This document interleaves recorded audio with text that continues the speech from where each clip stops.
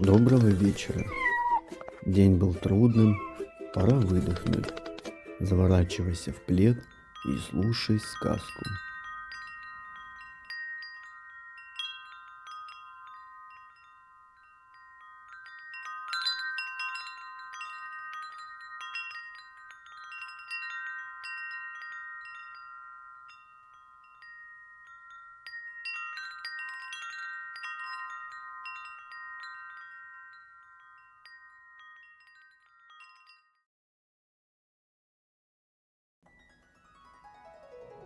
Русалочка.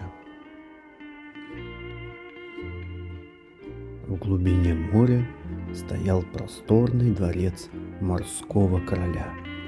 Он был отцом 6 дочерей. Стены дворца светились кораллами, мягким теплым светом. Крыша переливалась жемчугом, раковинами и морскими узорами. 5 старших дочерей были шумными, быстрыми и очень громкими. Они любили танцы, игры, смех и постоянное движение. Младшая сильно отличалась от своих сестер. Ее звали Русалочкой, и она была тише остальных. Редко говорила первой и долго подбирала слова.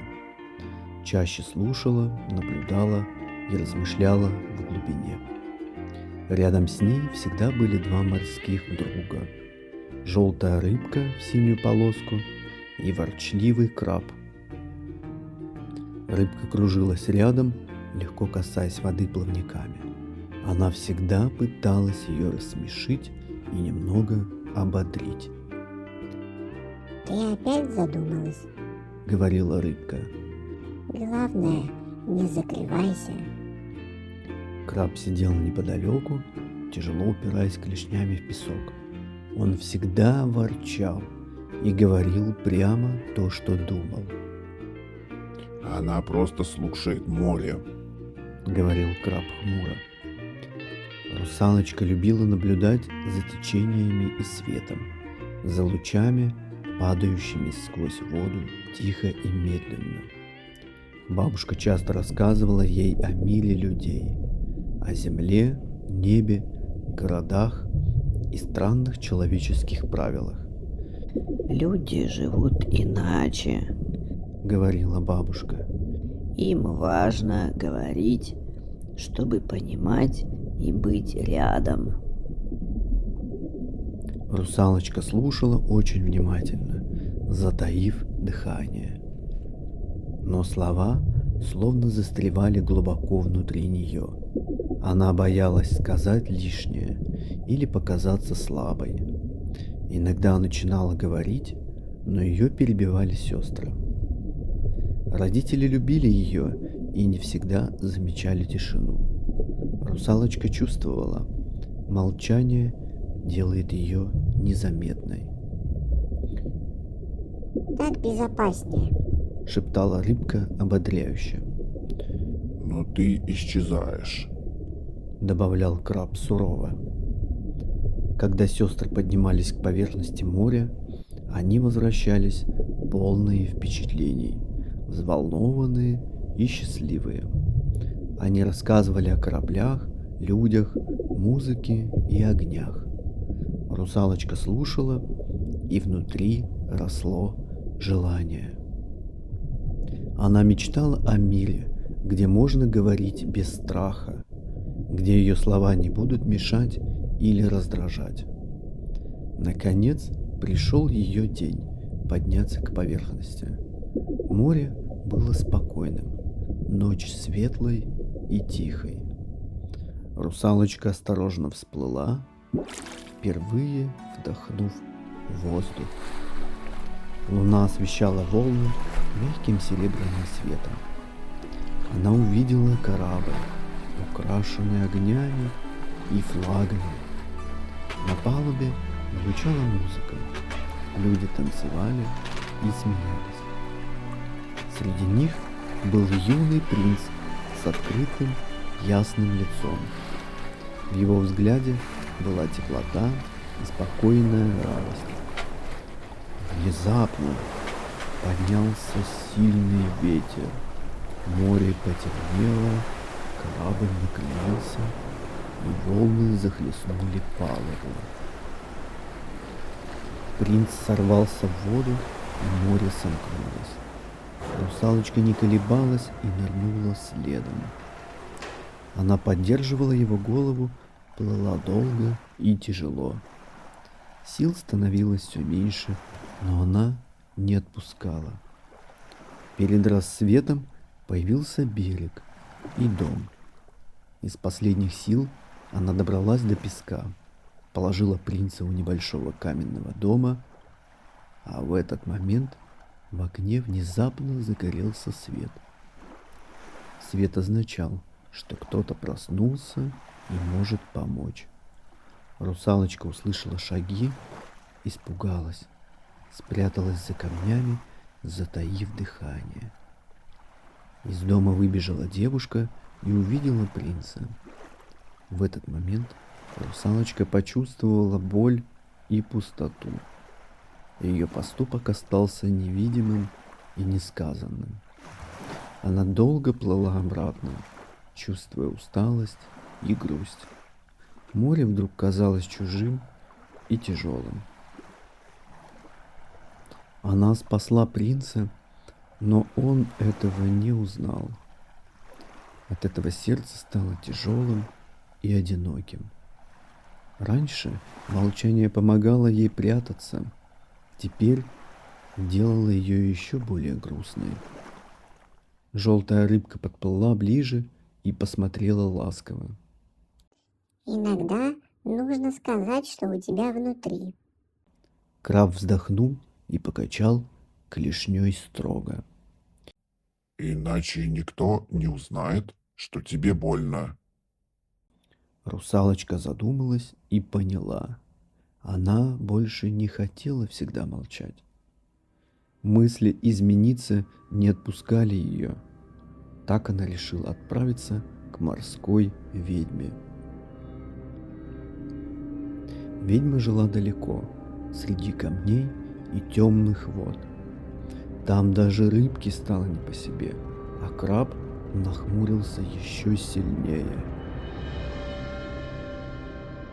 Зачем ты пришла? Спросила ведьма. Хочу жить среди людей. Я хочу научиться говорить и быть услышанной. Ведьма усмехнулась и покачала головой. Я могу помочь, но не бесплатно. Ты получишь ноги, но твой голос исчезнет. И каждый шаг будет болью. Каждый шаг будет трудным, мучительным и болезненным. Зачем тебе мой голос? Тишина делает людей удобными. Ответила ведьма прямо. Молчаливыми легче управлять. Они терпят и не спорят. Русалочка колебалась. Страх снова взял вверх. Но согласилась, надеясь, что в новом мире все будет иначе. Ведьма дала ей зелье, густое и ледяное. Когда русалочка выпила его, мир исчез. Она почувствовала, как хвост исчезает навсегда. Тело ломило, словно его собирали заново. Очнулась она на берегу, уже с ногами. Каждое движение отзывалось острой, режущей болью. Принц проходил по берегу тем утром и увидел ее, и вспомнил, кто держал его голову всю ночь. Он принес ее в замок и заботился. Говорил много, но слушал еще больше. Русалочка отвечала взглядами, жестами и рисунками, а он учился понимать ее без спешки. Иногда они долго сидели молча у окна, но это молчание было теплым и спокойным. Он ждал слов, но не требуя, и этим возвращал ей веру в себя. Когда голос начал возвращаться, он не торопил. Он радовался каждому шепоту и смеху. А далеко в море рыбка и краб не находили покоя. Они видели только, как дельфины унесли русалочку на берег. Как она там одна в чужом мире? Сказала рыбка тревожно. Нужно все рассказать. Решил краб. Они помчались обратно во дворец морского короля. Вода вокруг них бурлила от спешки. Рыбка говорила быстро, сбиваясь от волнения. Краб добавлял сурово и по делу. Родители слушали молча, очень внимательно. Сестры впервые не перебивали ни слова. Она изменилась ради любви. Сказала рыбка. Ей было больно молчать. Добавил краб.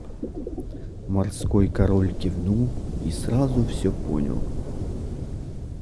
Нам нужно ее немедленно вернуть. Краб, выберись на сушу и разыщи ее. Найди мою дочь любой ценой. Сказал морской король. Он полз долго, путая следы и шурша песком. Солнце грело, но краб не останавливался. Вдруг сверху раздался резкий крик и тень. Чайка схватила краба и взмыла вверх. Не быть мне твоим обедом. Возмутился краб и цапнул клешней. Чайка вскрикнула и выпустила его.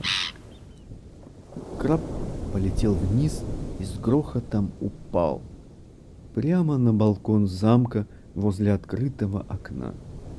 Он шлепнулся на стол, перевернув тарелки.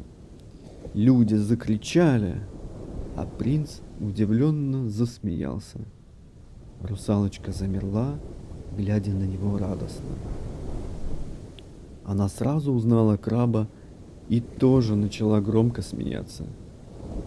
Краб важно поднялся и отряхнулся. Ну вот, Буркнул он. нашлась. Он посмотрел на русалочку строго, но мягко. Вообще-то тебя ищут всем морем. Сказал он строго. Русалочка приложила руку к груди и кивнула. Ее глаза стали теплыми и счастливыми. Она поняла, о ней помнят и волнуются. Ее тишину все-таки услышали. Рыбка привела к берегу родителей и сестер. Море в тот день было особенно тихим. Русалочка увидела их первой и растерялась. Она не знала, как ее теперь примут. Мать подплыла ближе, обняла крепко. Отец положил руку ей на плечо. Сестры были рядом, уже не шумные. Они смотрели на нее с теплом. Мы не слышали тебя раньше. Сказала она. Теперь будем внимательнее. Добавила другая. Русалочка глубоко вдохнула и сказала честно. Мне было больно, что вы меня не замечали. И в тот момент она почувствовала облегчение. Слова больше не застревали внутри, и с тех пор они стали часто встречаться у берега, говорили, слушали и не спешили. Принц приходил вместе с русалочкой к морю, он видел ее мир и принимал его. Он понял, что ценит ее за честность и тепло. Не за жертвы, а за живую искренность. А она научилась радоваться жизни, не прячась. Море стало ее началом, а не клеткой. Русалочка поняла навсегда и очень ясно. Говорить о чувствах – это сила. Спокойной ночи.